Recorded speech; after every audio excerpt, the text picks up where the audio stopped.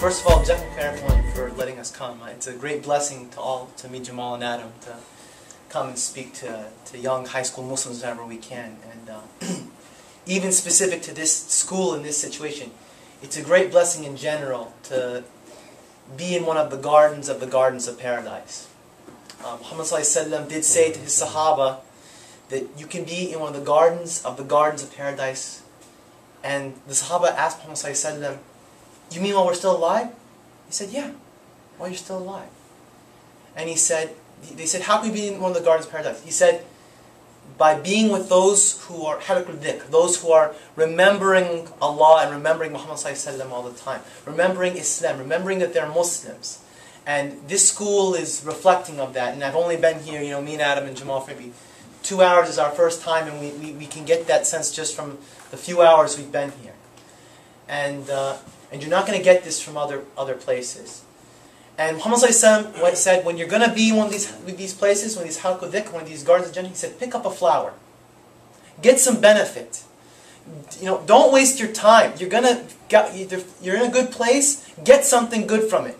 Otherwise, you're just wasting your time. You're not getting something good from the good environment. Yeah. So for the time here, I just want to share a story to give you guys a sense of this school versus other schools, and it's a separate example, but it's very applicable. So you guys don't know from looking at me, but I'm half Egyptian.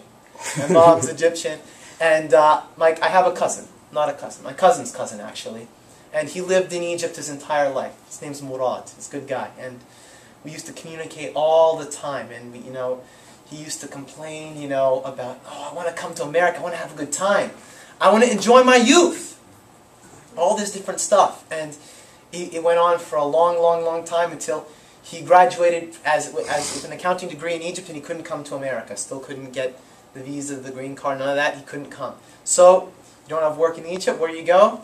Saudi Arabia. Saudi Arabia is even less fun than Egypt. So, he was there, and he's there with no family. And you need a family to do a lot of stuff in Saudi Arabia. You need a family to go to a lot of the restaurants, to go to a lot of the shopping centers, and it ended up with him complaining even more. Oh, I want to enjoy my youth, I want to go have fun, all this different stuff. And me, my cousins, his aunts and uncles here used to tell him, you're in Saudi Arabia. You're near Mecca and Medina, the two best cities in the world. Take it, pick up a flower, know where you're at. Get the benefits from where you're at. And even through all his complaining, you wouldn't know it, but he went to Hajj, he went to Umrah many times over. And not being able to have fun in Egypt, he got a motorcycle and started hanging out with some motorcycle buddies.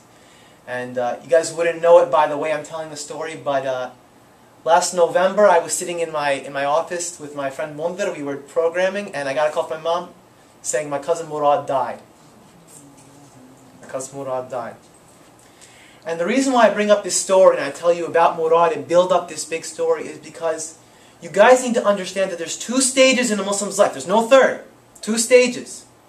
There's, you haven't gone through puberty, you're a kid. And you'll be forgiven for all that stuff. Allah is very merciful. He's going to forgive you for no matter what you've done.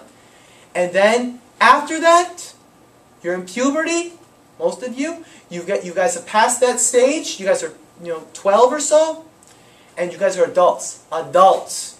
No, you guys don't have credit cards probably. No, you guys probably don't have cars. No, you guys probably don't have work. You guys probably rely on your parents for a lot of different things. But if you were to die like my cousin died, Allah would count you as an adult.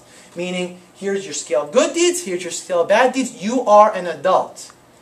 And you guys need to realize that, because you guys need to build up a sense of individuality and be able to figure out, here's the big question that I'm trying to come to. And I don't want anyone to raise their hand and answer. I want you all to think about this question for you personally. Why are you Muslim? And everyone needs to answer this question. I do, Adam, Jamal, the adults, the kids, quote unquote here. We all need to answer this question, because we all passed that stage where we're all adults, Islamically speaking. Why are you Muslim? And on the Day of Judgment, when the Muslims are going to Jannah and everyone else is not, you can't say, look, my passport, it says I'm Muslim. Look, my parents, they're Muslim. Those aren't valid reasons. You are a Muslim Because you choose to be a Muslim. And each and every one of you need to figure out why you are Muslims. Why you are Muslims. And being Muslim is a 24/7 job. It's a 24/7 job. For public school people, that's me and Adam maybe. Being Muslim was a one day a week kind of thing when we were kids. You go to Sunday school, you learn about religion, that's it. And the rest of the week it's just kind of normal stuff.